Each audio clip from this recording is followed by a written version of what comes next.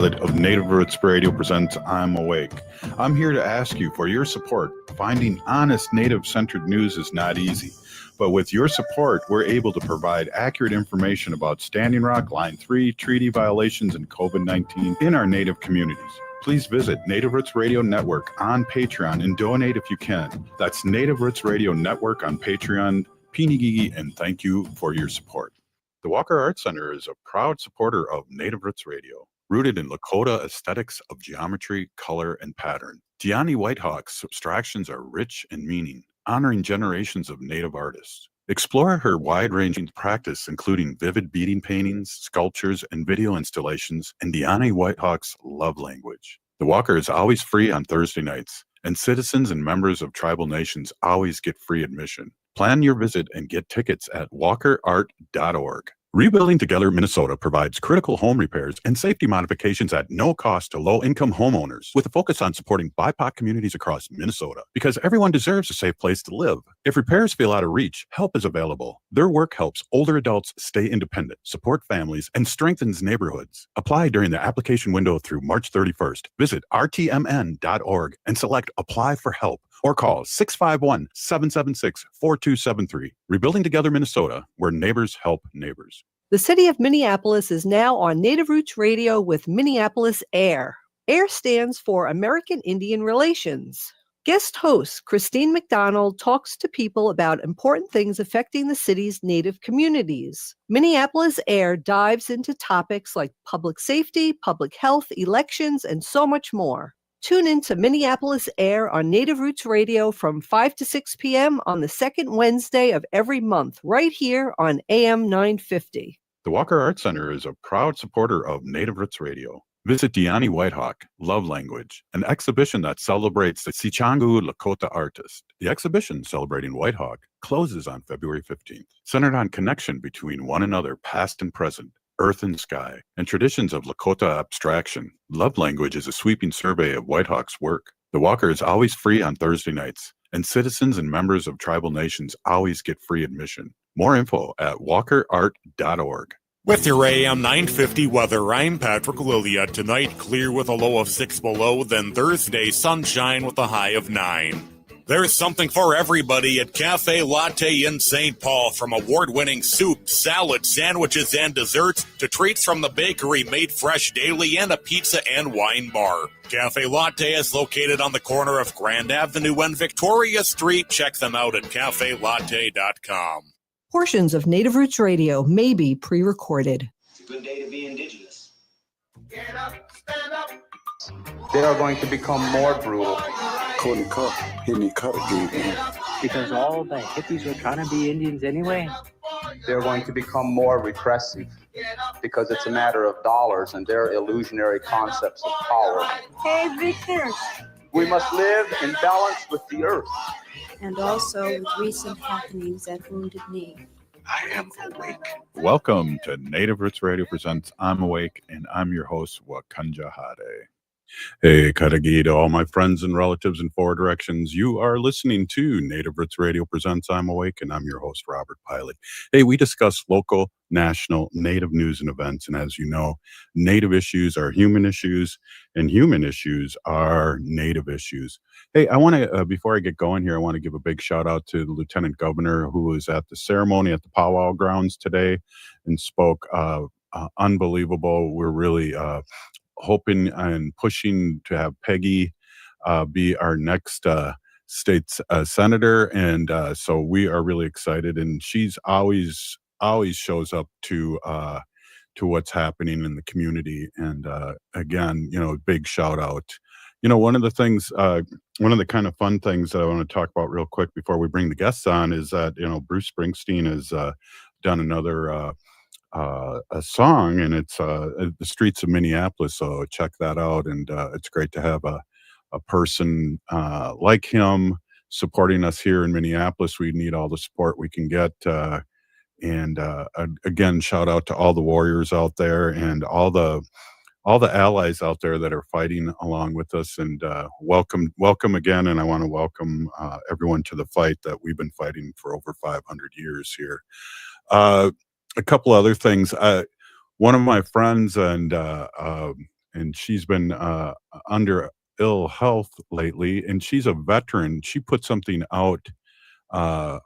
Relative Sandy Whitehawk put something out, and she's been at the VA, and she says she put this out as a veteran. I know how vulnerable we can be when our lives are placed in the hands of others for care. Alex Petty took exceptional care of me during one of the hardest times in my life while I was hospitalized at the Minneapolis VA.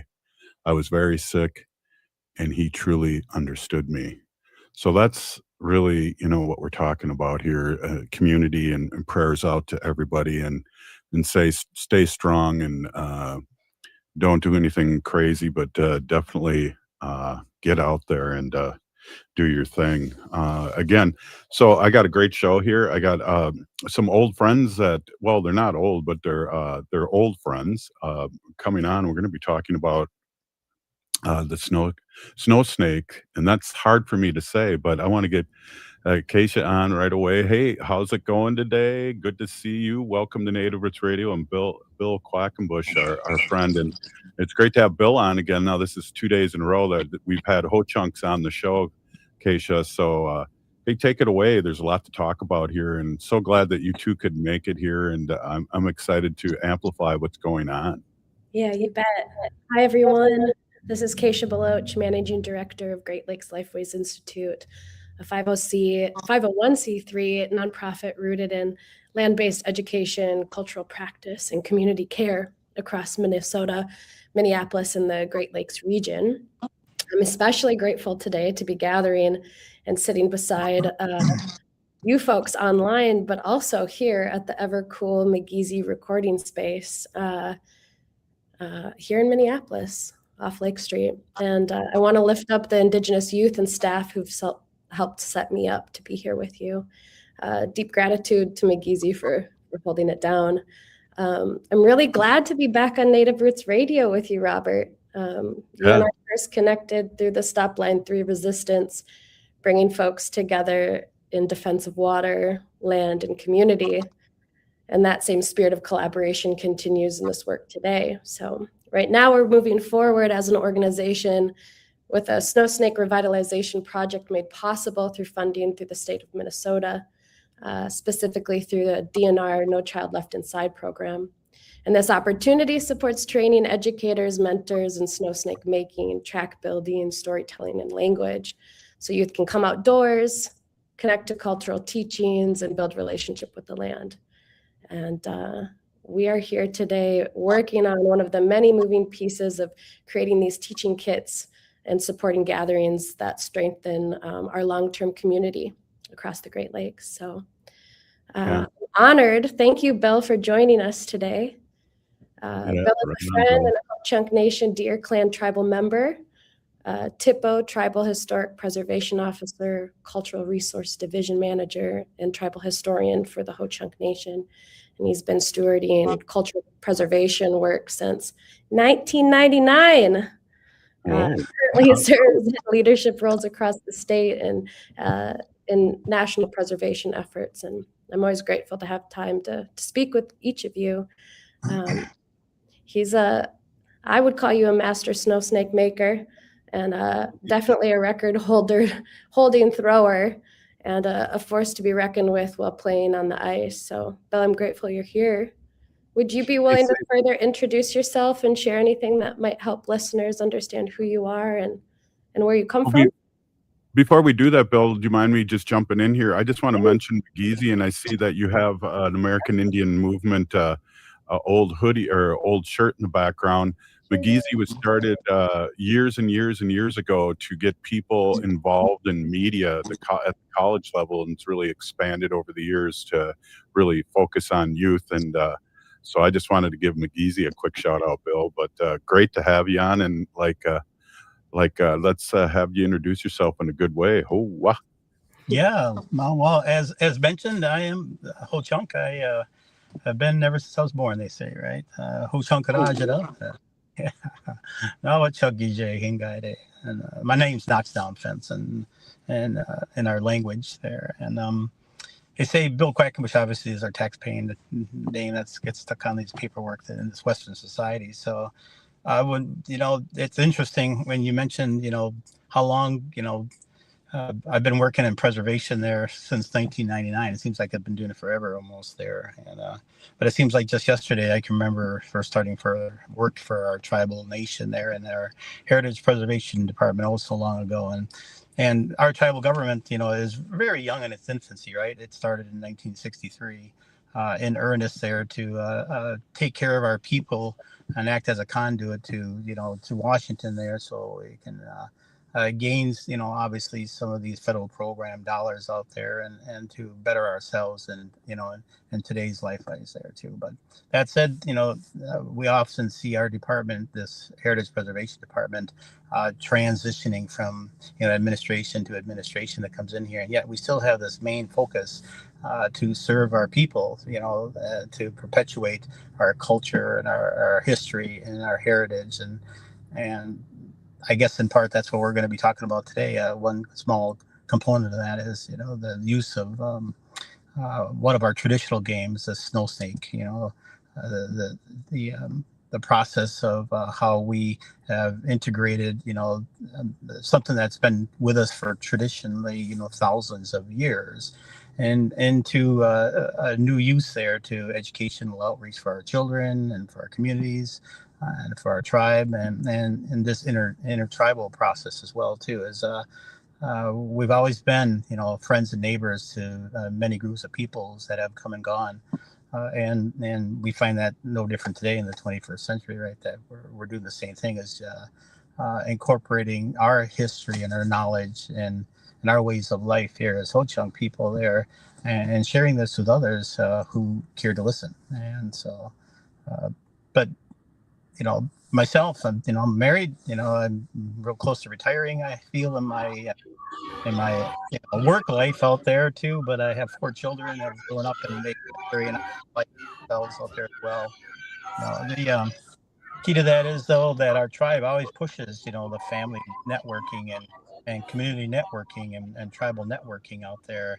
And that's in part what happens with my family, is that we do a lot every weekend together out there, no matter what. And we find time and time again that we don't get tired of each other out there, that we have much to share with each other. Right on. Hey, I'll Bill. leave it at that. Yeah, I'll leave it at that. We're right on. Well, we'd like to hear more about that. Hey, this is Native Roots Radio, and we'll be right back after this short break. Please stay with us.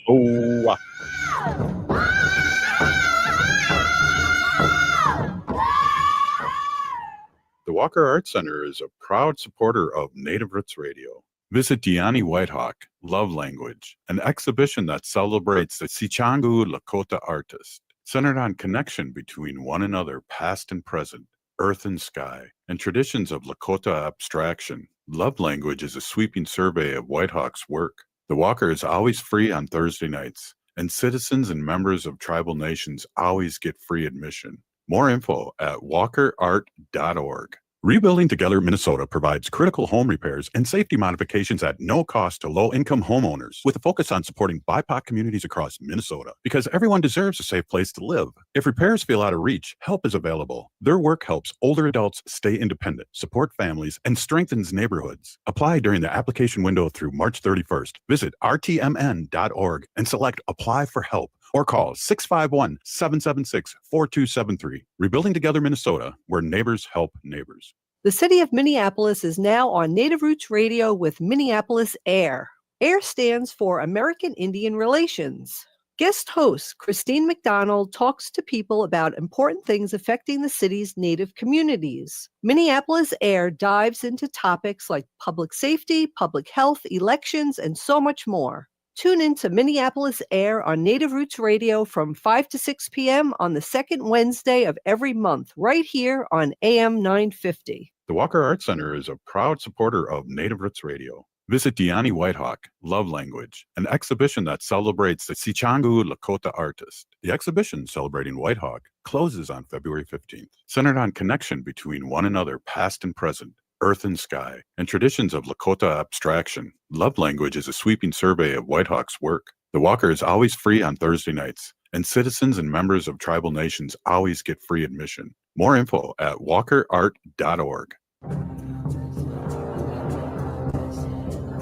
I'm Lieutenant Governor Peggy Flanagan, and I want to be your next United States Senator, and you are listening to Native Roots Radio. Welcome back to Native Roots Radio Presents I'm Awake, and this is Robert Pilot. Welcome back, everyone. We are with our friend and relative Bill and Bill Quackenbush and Kaesha, and great to see you guys again. Bill, I think the bumper music was cutting you off a little bit, but I really liked what you were ending there with, talking about your family and how important it is, and to spend time with your family. Do you mind finishing up on your thought? Yeah, well, I was kind of alluding to the fact that, tribes are designed to focus on areas of interest. So we focus on our youth, we focus on our elders. We also focus on, our warriors as, some prominent areas there that we tend to show our love and care toward. But we also focus on family and community and the kinship roles, for example, and such. And if you start your children off young enough, and as they get into young adult life and carry on their own ways, you oftentimes see them doing the same thing here. So time and time again, it just goes to show, if you practice what you preach and send your children out there and they start their own families and careers and so on, it pays dividends in the long run. And it goes to these games here. My children all grew up tasting the muskrat, playing here with these games over here, or trying something different, or learning their Ho-Chunk name, right? And that pays dividends on the end. And that's why we talk about these games that we play about here. They're more than just games. They're a way of connecting as families and communities and tribes. Well, I know you're like the champion, and you stated earlier that you've been Ho-Chunk all your life. But how long have you been introduced to the game, the Snow Snake game, as since you were a little one? Yes, yeah. So I oftentimes, when we talk and present about cultural resources, I always use my own family as examples, and myself growing up.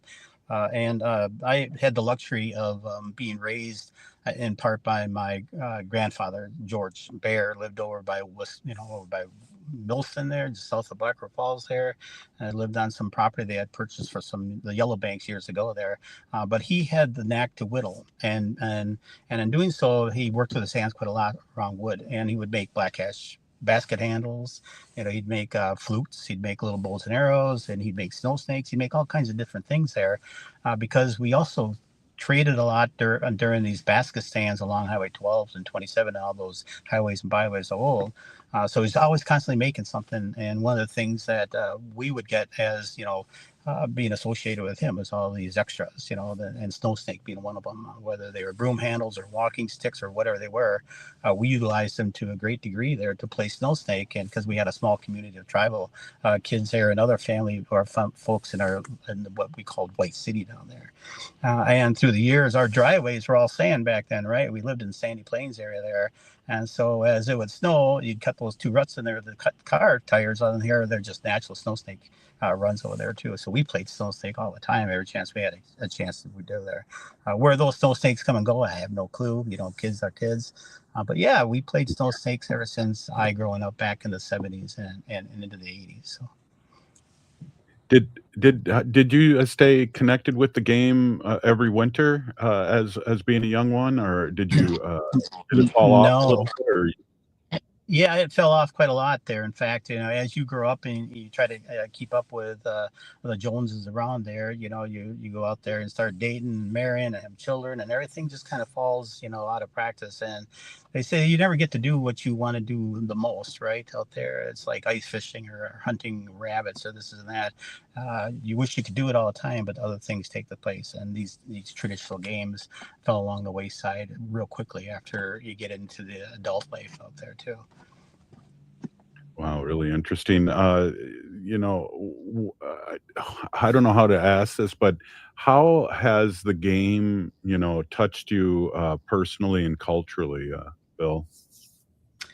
Well, I have, I myself, I have the luxury of working in a department within our tribe, that focuses on the revitalization of our, our cultural components that was stripped of us, over the last, 300-400 years. Over the removals. Obviously, everybody are well aware of these Trail of Tears. You always hear these, these big stories, of other tribes talking about. We have our own Trail of Tears, right? Of being removed from our ancestral footprint. No less than 4 different times. Turkey River, Iowa is our first one, all the way up to Long Prairie, down to Blue Earth, and all the way out to South Dakota.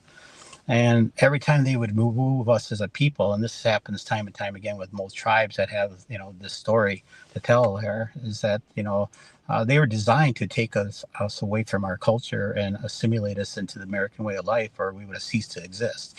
And so as they would pick away at our culture, they created these boarding schools, these mission schools, these industrial schools, all designed to take away slowly, the culture that our parents and grandparents had away from the children that they're putting through these schools. And so necessities of life was priority there, just to stay alive back in there. So you focus on what gets you from day to day, and oftentimes items such as these games, and other aspects of our culture soon fell along the wayside even then. So our tribe, our government, obviously, when we established it in '63, our main focus in the field of preservation was to bring back and inculcate back into our tribal communities there, and our families and our communities within our people there, certain cultural aspects slowly through time there, in order to regain some of this knowledge. And I've heard elders say quite often that if we had learned it once, it isn't rocket science. It can be relearned again. We just have to be able to do it together as a people. And this snow snake is a good example of that, of how it ebbs and flows. But we've had this for tens of thousands of years, the same opportunity to practice what gets us through thick and thin out there, our hunting practices, for example, and create games out of that to remain strong throughout those off periods of time out there in order to keep us who we are as a people. Yeah, absolutely. And what do you think, snow snake, how important is that to the community? And I know it's gotten bigger here. I know you've come here in the Twin Cities and set up a whole snow snake thing for our young ones, and I got to whip that snake down there a couple times. So how important is this to our community? Oh, it's very important. I mean, as we slowly reintroduce, different components of, our culture back to our families, we oftentimes will do it in our tribal communities for the whole chunk that we're scattered about, or the at-large tribe, right? So we have communities all across Wisconsin and to Minnesota and down into Illinois. So we have to think of ways of doing this in a practical, efficient manner. And these traditional games that were taken from us are a good practical way of doing that, because, and we find this time and time again, if we reintroduce the making of cording flutes, or if we introduce the lacrosse game into different communities, not everybody enjoys doing it, but there's always those few that will pick up the torch and start practicing it in those communities. And time and time again, we'll see people now 20-some years later, full-grown adults, and they're still doing making flutes, and they're still out there playing the game of lacrosse, and they're out there playing these games of snow snakes and moccasin and kasu, or whatever it is there that brings us together as a community. There's always those seeds out there that are planted out there, and that's what our tribal government is designed to do, is replant these cultural seeds out there and let them take root. And we have lost a lot of our knowledge regarding the specifics of certain things, but as we continue to start bringing it back and revitalizing that process, those dugout canoes that we travel on every year now out there as an educational outreach component, we find something about that new every day about those dugout canoes out there, and it's just a slow process of regaining that knowledge. And snow snake is no different. I mean, I always try to get people to make their own snow snake, and every time they show up, they can come out there and throw that snow snake, and if it doesn't do that well, they better refine that snow snake and make it better for next year, because it's just a very competitive game out there, very friendly game out there, and very intertribal game out there. But at the end of the day, you want to make sure that you can throw the best snow snake you can. Well, Kaesha, I know Bill's very humble, but he's a 4-time champ on the snow snake, correct? He sure is. Yeah, I not to talk too much about that there, but I always say the Ho Chunk has a little advantage over those other Great Lakes tribes around us there too. The Menominee, they're competitive, but they're lovers and they're not fighters. We always say about the Menominee people, from our heart, obviously out there. And those Tanabe people out there, they got like little dinosaur arms. They don't have the ability to stretch out. Yeah. Now I'm talking Yes, competition. they do. They may have longer arms than we do there, but this is just something we do when we get around the Snow Snake event there. Just this friendly competition, and we like to talk, a lot of talk out there. But the proof is in the pudding. You got to, at the end of the day, be able to throw that Snow Snake on the far end there. And I've been doing it most of my life. My children's been doing it growing up there, and it pays, to continue to practice something throughout your life. So. Wow. Hey, we're here with Bill Quackenbush, four-time champion snow snake. Boy, I told you, Kaesha, it was going to be hard for me to say snow snake. And yeah, thanks. We're going to take a quick break here in a moment, but I really want to talk about the teachings that come along with this, and in the next segment, and then there's an event coming up too, Kaesha, that I really want to talk about. That's coming up really soon, and hopefully, Bill's in his car right now, and hopefully, when we come back from commercial, we'll still be able to see him. Oh, hey, right on. Hey, this is Native Roots Radio, and we're gonna take a quick break and be right back. Oh.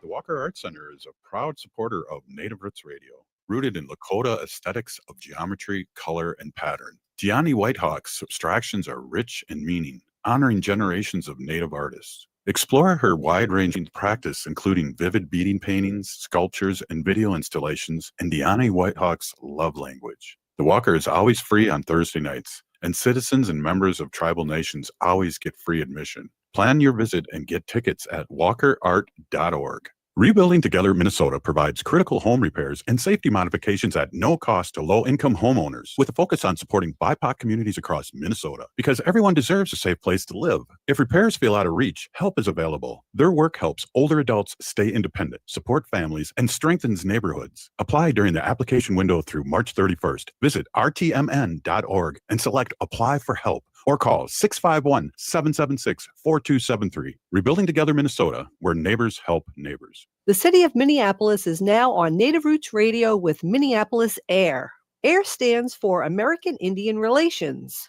Guest host Christine McDonald talks to people about important things affecting the city's Native communities. Minneapolis AIR dives into topics like public safety, public health, elections, and so much more. Tune in to Minneapolis AIR on Native Roots Radio from 5 to 6 p.m. on the second Wednesday of every month, right here on AM 950. The Walker Art Center is a proud supporter of Native Roots Radio. Visit Diani Whitehawk, Love Language, an exhibition that celebrates the Sichangu Lakota artist. The exhibition, celebrating Whitehawk, closes on February 15th, centered on connection between one another, past and present, earth and sky, and traditions of Lakota abstraction. Love Language is a sweeping survey of Whitehawk's work. The Walker is always free on Thursday nights, and citizens and members of tribal nations always get free admission. More info at walkerart.org. In today's uncertain times, Woodland Stoves and Fireplaces believes that a fire can add comfort and security to your life. At Woodland, our mission is to connect you to a place for fire that works. Woodland Stoves and Fireplaces installed our wood stove years ago, and we still love it. Watching the fire, feeling the heat, is a joy we experience every day. And knowing we have a reliable heat source makes us feel snug and safe. There are many choices in wood, gas, or electric. For diversity in styles, at Woodland Stoves and Fireplaces, we display over 180 models, and 35 of these are burning displays. You can experience the glow and warmth of a live fire. Whether wood, gas, or electric, find a fire that warms your heart, a fire that adds comfort and security to your life. See the many choices at Woodland Stoves and Fireplaces, located on the corner of East Franklin and Riverside Avenue in Minneapolis, and online at woodlandstoves.com. Woodland Stoves and Fireplaces since 1977. For over 48 years, our slogan has been, out of the ordinary products and services. Our mission is to get you a fireplace that works in your life. AM 950 would like to thank everyone who joined and donated during our winter membership drive. Your support shows that Minnesotans still value an independent progressive radio station that delivers facts, not spin. AM 950 is locally owned, based right here in the Twin Cities, and dedicated to uplifting small businesses and diverse communities. At a time when some voices are being pushed aside, AM 950 refuses to be silenced. Please help keep progressive radio on the air. Visit am950radio.com and donate today. With your AM 950 weather, I'm Patrick Lilia. Tonight, clear with a low of 6 below, then Thursday, sunshine with a high of 9. There's something for everybody at Cafe Latte in St. Paul, from award-winning soup, salad, sandwiches, and desserts to treats from the bakery made fresh daily and a pizza and wine bar. Cafe Latte is located on the corner of Grand Avenue and Victoria Street. Check them out at cafelatte.com. This is AM 950, the progressive voice of Minnesota. Hi, this is Representative Sharice Davids from Kansas. I'm Ho Chunk, and you're listening to Native Roots Radio. And we're back to Native Roots Radio presents I'm Awake, and this is Robert Pilot. Hey, welcome back, everyone. And we're with Kaesha and Bill Quackenbush. And there's competitions going on all the time. There's things happening, Kaesha. Before we get back to Bill and talk about some cultural teachings and really how the game's played, and so people on the radio can kind of understand what we're talking about, because I don't want it to be an inside story. I want everyone to know what we're talking about. I know what you're talking about. It's just hard for me to say snow snake. But I did pretty well there. Kaesha, talk about some events that have been happening and over the years, and then maybe some things that are happening this weekend, I hear. Yeah, absolutely. Revitalization has been happening at a grassroots level, backyard to larger events held on lakes, etc. And we're gearing up for our 3rd annual Minneapolis form of a tournament, but this time as we gather on Saturday at the North Mississippi Regional Park, specifically at the Kieran Nature Center, we're taking competition as a backseat and actually just offering a space to come and gather, which is to feel protective and warm, right? Amidst this cold, one might say, icy season. And so considering the fact that Minneapolis has been amidst turmoil, this is an opportunity for folks to gather this Saturday between the hours of 11 and 3 p.m. The ask is to come with a good heart, a good spirit, and to play. And it doesn't mean that one does need to play either. Observation, learning, collaboration, that's really what we're asking for. So is our welcome, and that's really an incredible aspect. And it's also intertribal and inclusive of non-Indigenous and Indigenous relatives. Yeah, I was there last year, and I got some parting gifts, so I appreciate that. And then just maybe mention where it is again exactly. Sure. North Mississippi Regional Park, we'll have signage up, but the address is 4900 Mississippi Drive. And if you search the event through Minneapolis Parks or Great Lakes Lifeways Institute, you'll have more information there. In the past, we were considering more of a workshop environment, and really we're going grassroots again. No need to register, come as you are. We've gotten RSVPs, and we know our Renegade crew is going to be there, as well as folks like our hopeful folks of AIM as representation to bring comfort and care. But we'll be gathered amidst the snow with fire pits around us and warm tea and lots of different styles of snow snakes, and really just, I believe, every level of understanding and experience. And that's that reverberation that happens within the game that I really love so much. It's I like to step back and see, who's sharing what and how. And it's going to be a really, really great time. Looking forward to it. Last year, this might have been a dream, so help me if I'm dreaming or not, but I think I had a bologna sandwich for the first time in 30 years. Could that have been at the Snow Snake? Sure did. Good old White Earth tradition brought by one of our fantastic uncles. Thick cut bologna, talks about frying it over a frying pan. Oh yeah. Know what we might be up to. Well, I'll definitely come for the bologna sandwich. Just don't tell Wendy because that's not in my diet cycle. But I will do it.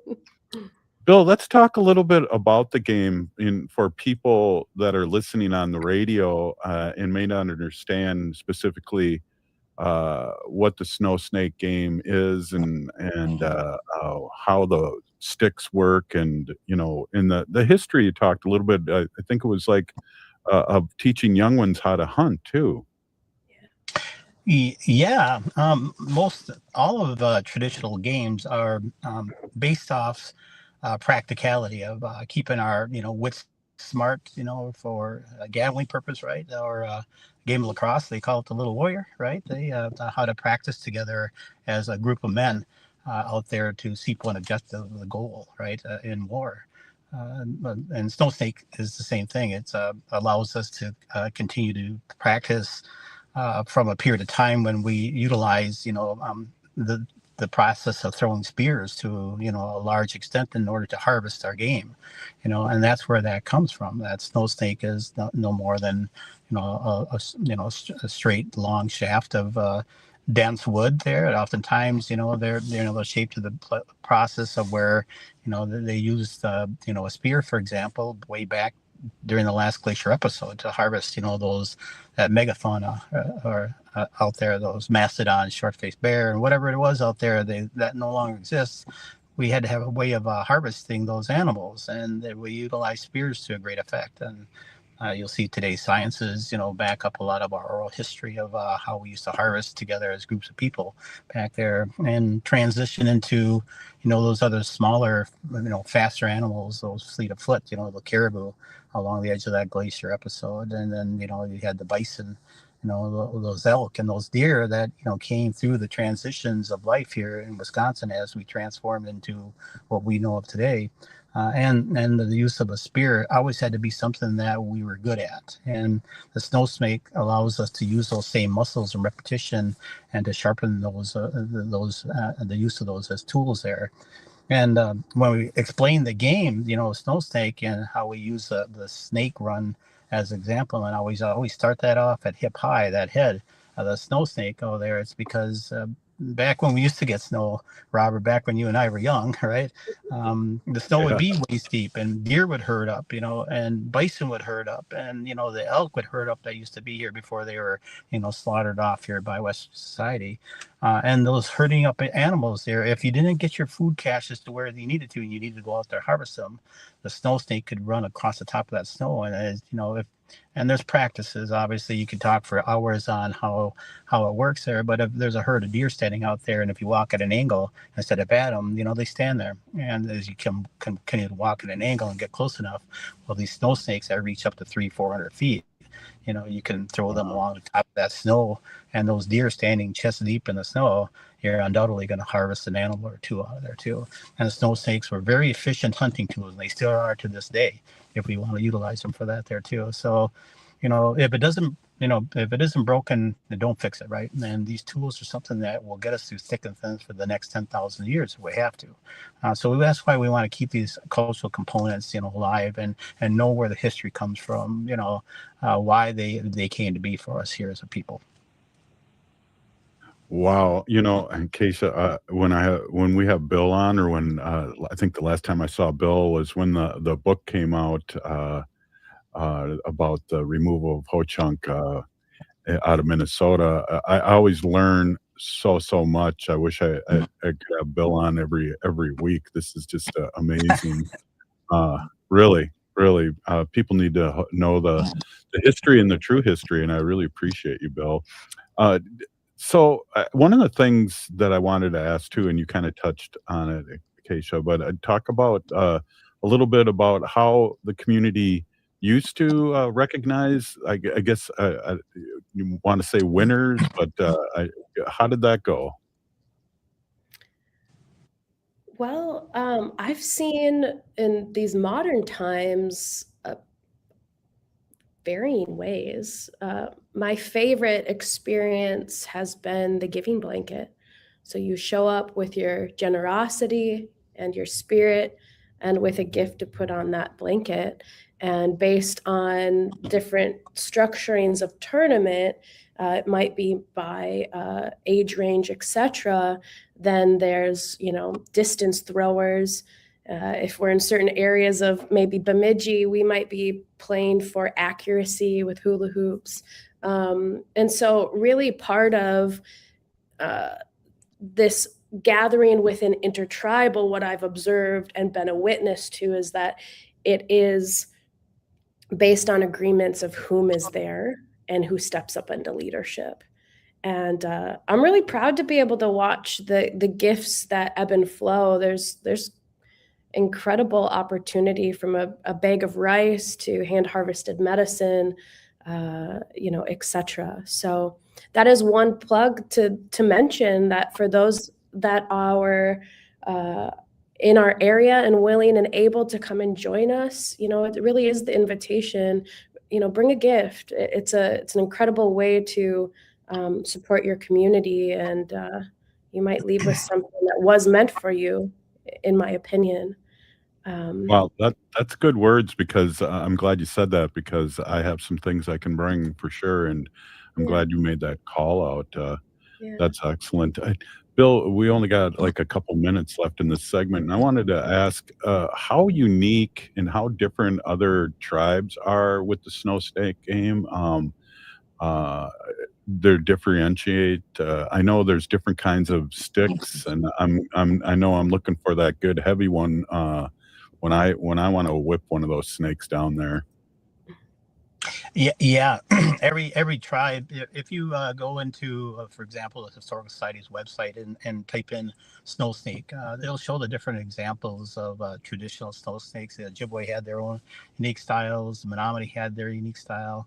A lot of the Algonquin tribes on the east had their own types of snow snakes, and the Ho-Chunk are no different. We had our own unique snow snakes over there too. And I've been making several different ones here to see which one is actually more efficient given the same thrower over there. And you'd be surprised on what you can find out if you actually toy around with other people's designs and such out there. So we might have a few surprises up on Madeline Island here in a couple of weeks. So. Oh, yeah, Madeline Island. Gee. Oh, keep him on the low pro. I might have to come early to see you whipping that down. So those snakes. I'll pull it out of the blanket right at the last second. Oh, that sounds. I've seen you do that before. Yeah, we definitely do. I know people are eager, and we always share our steaks with anybody that want to throw them up there too. But they get a little covety up there too. They want that new steak up there, and they hang on to it pretty tight up there, especially if it's in the same age bracket up there. And that's right. We put on snow steaks for our culture camps quarterly down here during the winter time down here, and it gets pretty competitive amongst the Ho-Chunk alone there out there too. But like if everybody brings a donation and put it into those blankets out there, and the winner takes all those blankets, right? But even like with moccasin or kasu, and even lacrosse, we noticed that when those bundle packages of those winners would be won, they'd take them back to the communities and they'd gift them out. And that was always the case of that. You didn't go there to win for yourself as a competitor. You went there to bring it back to your community time and time again. You gave the stuff back to the poorest people in your community, and that's how you keep it as a community thing. We got to take another break here. This is just so great. Kaesha, we're here with Kaesha and Bill Quackenbush, and we're talking about the snow snake. And I'm wondering, I'll have to ask you in the next segment, Bill and Kaesha, if our president's going to go up there again, because I know he's very competitive. This is Native Roots Radio, and we'll be right back after this short break.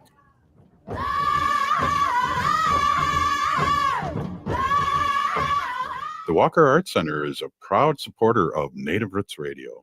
Visit Diani Whitehawk, Love Language, an exhibition that celebrates the Cekg Lakota artist, centered on connection between one another, past and present, earth and sky, and traditions of Lakota abstraction. Love Language is a sweeping survey of Whitehawk's work. The Walker is always free on Thursday nights, and citizens and members of tribal nations always get free admission. More info at walkerart.org. The city of Minneapolis is now on Native Roots Radio with Minneapolis AIR. AIR stands for American Indian Relations. Guest host Christine McDonald talks to people about important things affecting the city's Native communities. Minneapolis AIR dives into topics like public safety, public health, elections, and so much more. Tune in to Minneapolis AIR on Native Roots Radio from 5 to 6 p.m. on the second Wednesday of every month, right here on AM 950. Rebuilding Together Minnesota provides critical home repairs and safety modifications at no cost to low-income homeowners, with a focus on supporting BIPOC communities across Minnesota, because everyone deserves a safe place to live. If repairs feel out of reach, help is available. Their work helps older adults stay independent, support families, and strengthens neighborhoods. Apply during the application window through March 31st. Visit rtmn.org and select Apply for Help, or call 651-776-4273. Rebuilding Together Minnesota, where neighbors help neighbors. The Walker Arts Center is a proud supporter of Native Roots Radio. Visit Deani Whitehawk, Love Language, an exhibition that celebrates the Cekg Lakota artist. The exhibition, celebrating Whitehawk, closes on February 15th, centered on connection between one another, past and present, earth and sky, and traditions of Lakota abstraction. Love Language is a sweeping survey of Whitehawk's work. The Walker is always free on Thursday nights, and citizens and members of tribal nations always get free admission. More info at walkerart.org. Oh, this is Dallas Goldtooth, and you're listening to the Native Roots Radio. Hoka, hicha, wecha. Welcome back to Native Roots Radio presents I'm Awake, and this is Robert Pilot. Hey, welcome back, everyone. We were with our friend Kaesha, a long-time friend, and haven't been on the show in a long time. A lot of battles. We've been together with Line 3, Dakota Access Pipeline. You know, I just got to remind you, too, we started this radio show 10 years ago because of the Dakota Access Pipeline and Standing Rock and all the misinformation. And it's really been a great process to be able to talk about culture and the positive things that happen in our Native community. And Bill, I just am so happy you're on. I learned so much from you. And before we talk a little bit more in depth, Kaesha, about the snow snake, I want to finish up what I was just saying. Is our president going to be showing up this year? Yeah, Bill?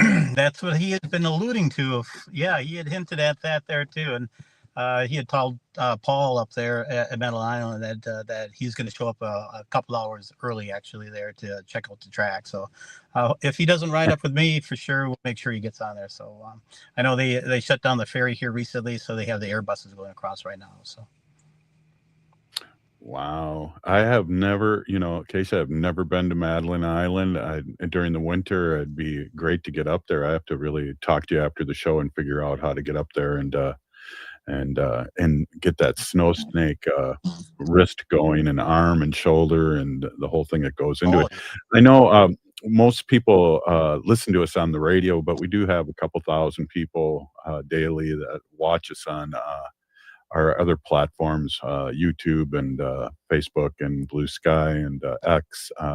You have a stick there you want to show those people, and maybe explain it to our people that are on the listening on the radio?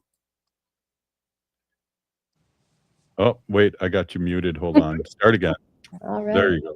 No problem. As mentioned earlier in the show, I'm actually here at McGeezy off of, in Minneapolis, their generosity in hosting us today. And I've got examples right here. I've got a Menominee style snow snake, and really an incredible toss down a real icy track that's packed in. Here I've got a blank for a Dakota style, based on some photos of Smithsonian. And students are actually downstairs workshopping currently with educators, a bigger part of the revitalization that I'm real grateful to be a part of, just one of many. But here, last, a mudcat. And so really the depth to the insight and knowledge that has been carried by such a deeply rooted and community-based practice has, everything from balance points and styles to weight and type of wood grain based on, the season and what was happening in that day. So as you mentioned, on Madeline Island, we've actually had a snow snake track since early December, and it just keeps getting groomed and played on and loved up. So really all are welcome.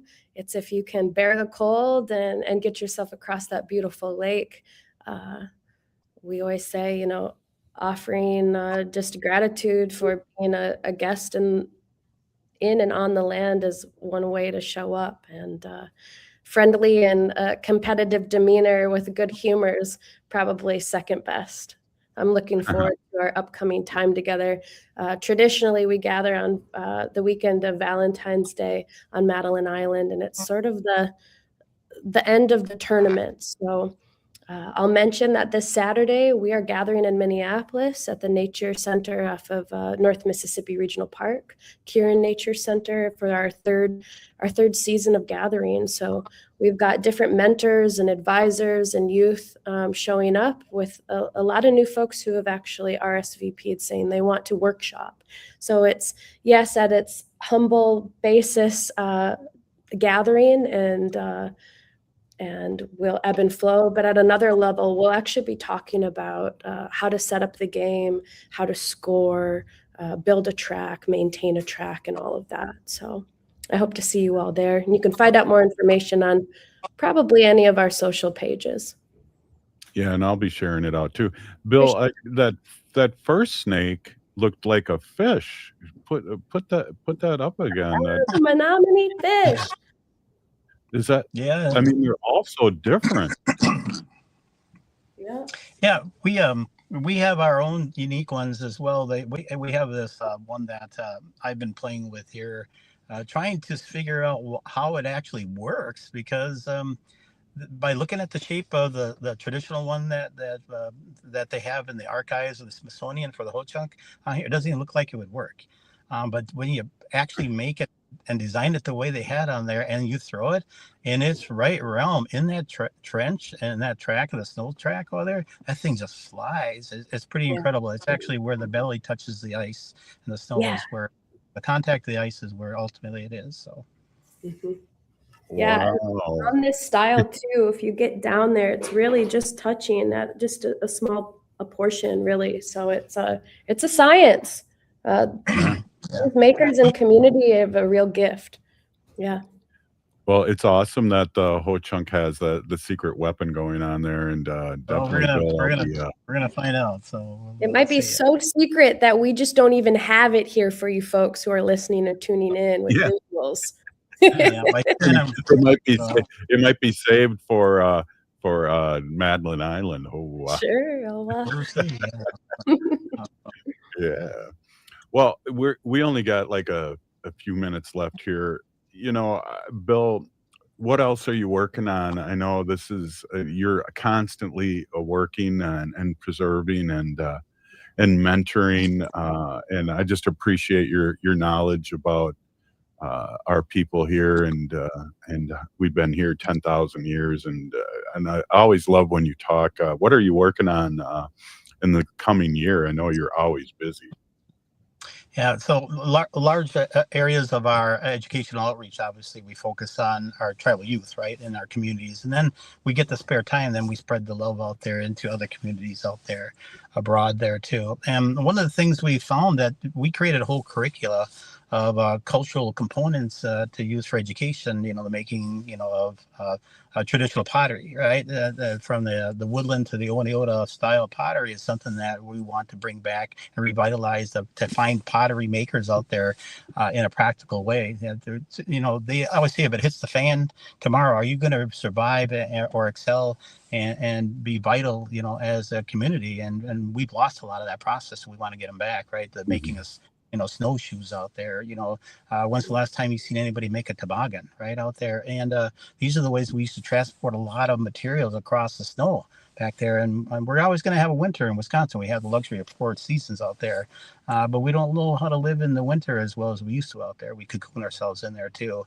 And just the other day, and I don't want to pick on the tribal programs out there. We got a a library now out there, and it's wintertime out there, and there's this competition out there. You come in there and you play a game of Mario Kart, and whoever gets the lowest score wins this prize out there. And I go, man, so I thought I'd go in there and play Mario Kart. And I remember playing back in the 80s and 90s over there. Well, who won that? Ryan Crane, Executive Director of Education, went in there and won the Mario Kart when we should have been out there throwing snow snakes, right? So that's what I was getting to, right? So there's always something replacing the generational process out there. We just got to remember that we got to stick with what also keeps us through thick and thin out there as well, too. So I love Mario Kart, and I would love to see it work, but I also know we have to do snow snake and moccasin and kasu and all these other traditional things that has gotten through thick and thin. So.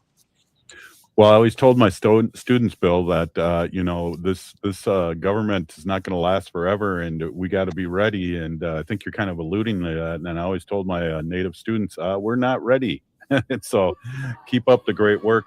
We only got like 30 seconds. Kaesha, one more time on the event this weekend. You bet. Yeah, we are gathering in Minneapolis, intertribal, all levels, beginner to advanced, over the game of snow snake, friendly competition, humor, community, warmth. Check us out through the various platforms on how to get there and the time frame, but we're asking you to come with a good heart and to stand in solidarity with us during these very cold times. Dress warm and bring a gift if you can. Something might just find its way to your hands that you never knew. Right on. Thanks, Bill Quackenbush. Thank you, Kaesha. We'll see everyone tomorrow. Ho! Take care. The city of